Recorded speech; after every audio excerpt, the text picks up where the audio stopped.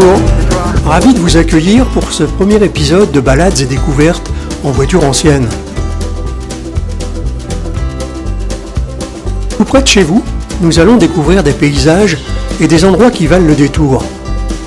Faire des rencontres et partager des événements festifs.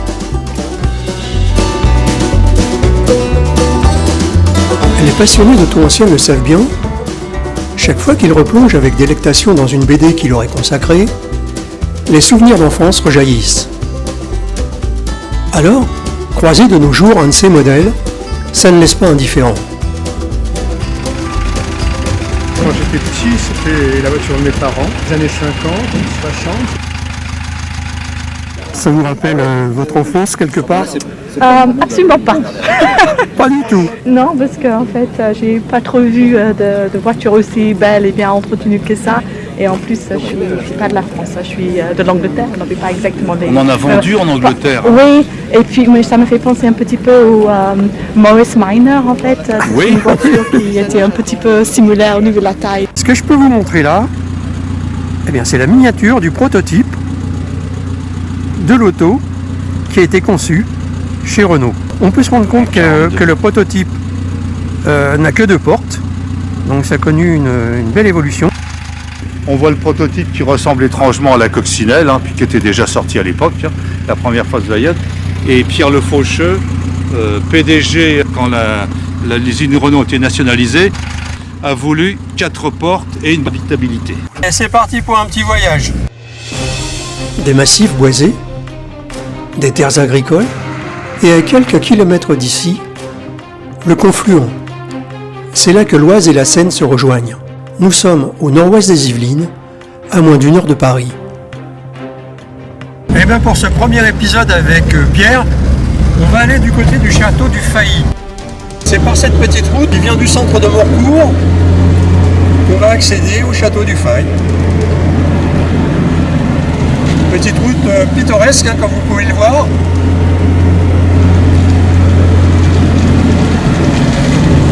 Dès qu'on va être sorti du sous-bois, on a l'impression d'être à des kilomètres de Paris.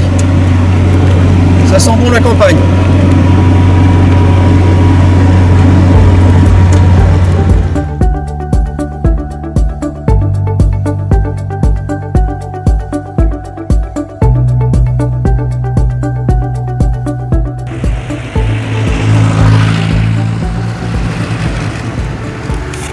Nous voilà devant la grille du domaine, la grille d'entrée.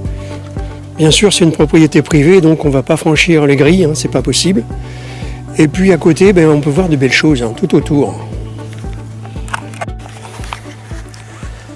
Alors pour ceux qui aiment la balade, c'est l'endroit rêvé, le calme absolu. Et au fur et à mesure qu'on avance dans le chemin, on peut apercevoir le château, là, sur la gauche, style Louis XIII.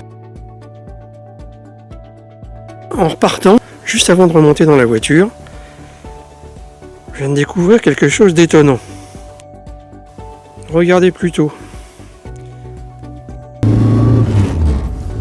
Pour se situer dans son environnement général, le château qu'on vient de quitter, il faut se rendre sur le plateau. On le distingue tout juste. Il est ceinturé par la forêt de l'Otille. Elle marche bien cette petite auto.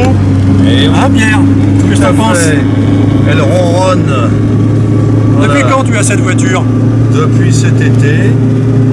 Voilà, je fais vrombrir mon 21 chevaux réel. Tu vas chercher ton pain et ton journal avec? Exactement, et puis je fais les rassemblements locaux. Quelle année l'auto? 57. L'année du traité de Rome. Et plus encore? Et du premier Spoutnik. Ah, 57 c'était? Ouais. Le Spoutnik 1. Bip, bip, bip. À cette époque-là, une 4 chevaux, ça se démarrait comment traditionnellement? Avec le démarreur, et quand le démarreur était un peu défaillant, on prenait la manivelle. Ah, joli coffre, Oui.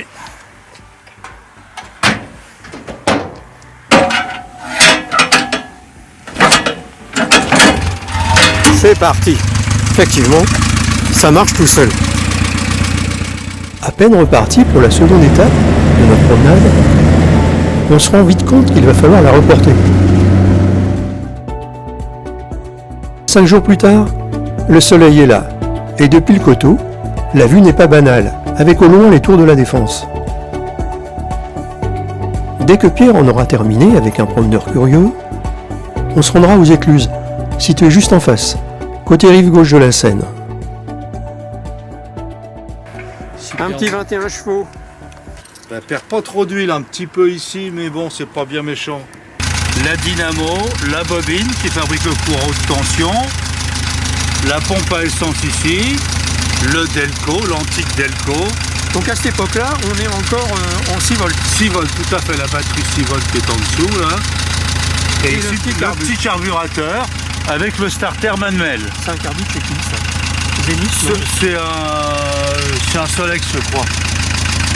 Oui, c'est un Solex, oui. La gamelle, la noire que l'on voit, c'est un filtre à air et il est à bain d'huile. C'est identique au modèle d'origine, je veux dire. Hein. Je ne sais pas si... Le radiateur, là, on le voit dans le fond. Il est derrière, dans le fond. Et on voit la pompe à eau est donc située derrière le moteur et le ventilateur tourne en permanence, contrairement au ventilateur électrique d'aujourd'hui. Allez, c'est parti.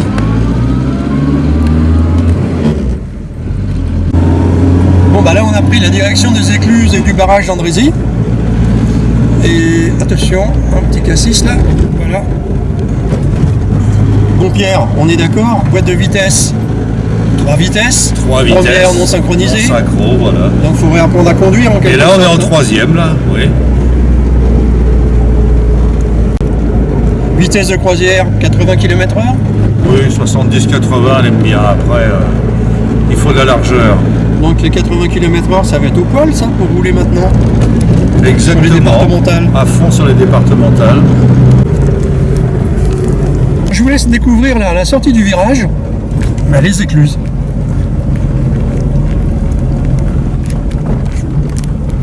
Imposante, hein, comme vous le voyez. La plus grande écluse est équipée à l'amont d'une gigantesque porte métallique basculante.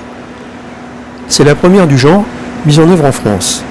À l'autre extrémité, c'est une porte classique à 2 battants qui fait le travail.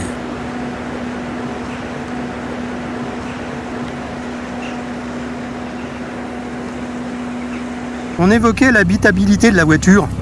Finalement, il y a de la place, hein? Oui, il y a de la place. Tu mesures combien, le seul problème, moi 1m72, le seul problème, ce sont les passages de roues avant qui sont assez proéminents ici, de chaque côté. Donc on a plutôt le pédalier légèrement déplacé vers la droite. Notre petit tour aux Écluses se termine. On va repartir vers Andrézy, tranquille. Sous une belle lumière. La trappe qui est devant, là, sur le... C'est la climatisation. La climatisation de l'époque. Ouais, il fait froid. Allez hop. C'est tout ou rien. C'est on-off, voilà, tout ou rien. Quand cette voiture est sortie, la Dauphine était déjà sortie depuis 1 an. Elle est de 57, donc... La Dauphine est sortie en 56 ? Oui. Bon, c'est vrai que le tableau de bord, hein, il est quand même proche du monton. Hein. Bon, là, on a fait un petit détour. Il n'était pas prévu, mais on vous emmène à Conflans-Sainte-Honorine, capitale de la batellerie. Voilà pour la photo, je dirais carte postale, une image emblématique de la ville. Et je vous propose maintenant d'aller jusqu'au musée, là-bas sur les hauteurs. Situé au cœur de la vieille ville, le château du Prieuré abrite le musée. Les collections présentées au public, bien mises en valeur, sont exceptionnelles, comme celles des maquettes anciennes vues lors de notre passage.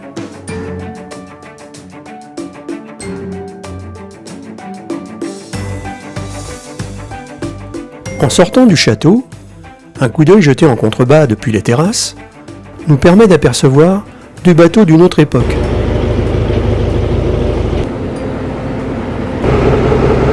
Quelle est la différence entre les deux bateaux? Ben ça c'était un bateau qui est à la vapeur. Il marche à la vapeur. Il marche à la vapeur. Triton 25, donc c'est le dernier remorqueur qui a été construit à l'usage de remorquage. C'est-à-dire pour tirer des bateaux d'un point à un autre. Et bon, ici c'était de Compiègne à la région parisienne. Il a été transformé pour pousser. Voilà, simplement ça, c'est faire de simplement le devant. Les gros traits que vous voyez là. C'est la même plus sur le bouton. C'est bon. Ça marche. Ça marche, tout marche ici. Expliquez-moi, alors ça c'est quoi? Ça c'est pour la manette en marche avant. Ouais. D'accord. Ensuite, Oui, il est bien attaché de toute façon. on Allez, accélère. ouais. On accélère. Ok.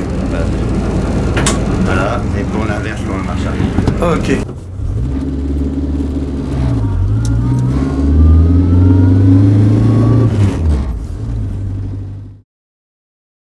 Qu'il y ait une vigne qui Ouais, bah, bien qui sûr. fasse il faut référence à faire à la revivre ville, voilà. l'histoire de Chantelot. Voilà.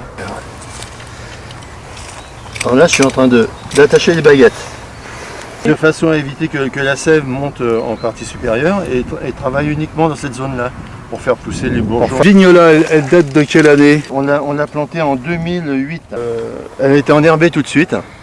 Oui. Et le fait d'enherber, bah, ça a puisé toute l'azote, etc. Et ça a empêché les pieds de bien pousser. Et ce qui fait qu'on a commencé à avoir un petit peu de production il y a 4 ans, 3-4 ans. Il y a environ 400 pieds de chardonnay, une vingtaine de pieds de sémillon. Et ensuite, en partie basse, on a du pinot, aussi du merlot.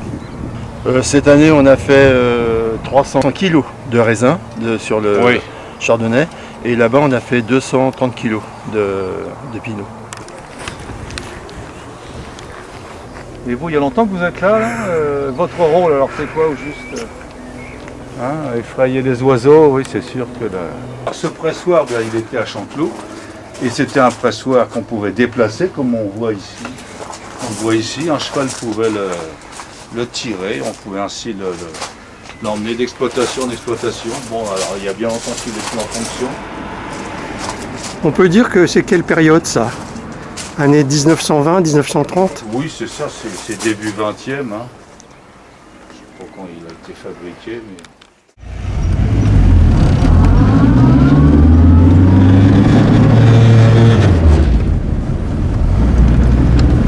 Ah, c'est toute une époque. Hein. Eh oui. Première non synchro. Pas d'assistance à la conduite, Attention. pas de GPS, pas d'ABS. Ouais, une seconde bien souple quand même.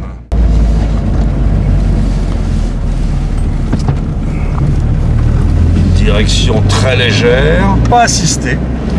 Parce que comme il n'y a que 200 kg sur Sur l'avant, l'avant, ouais. elle reste très légère. Souvent trop légère, mais ça c'est un autre problème. Après avoir parcouru au total une petite quinzaine de kilomètres, notre balade s'achève.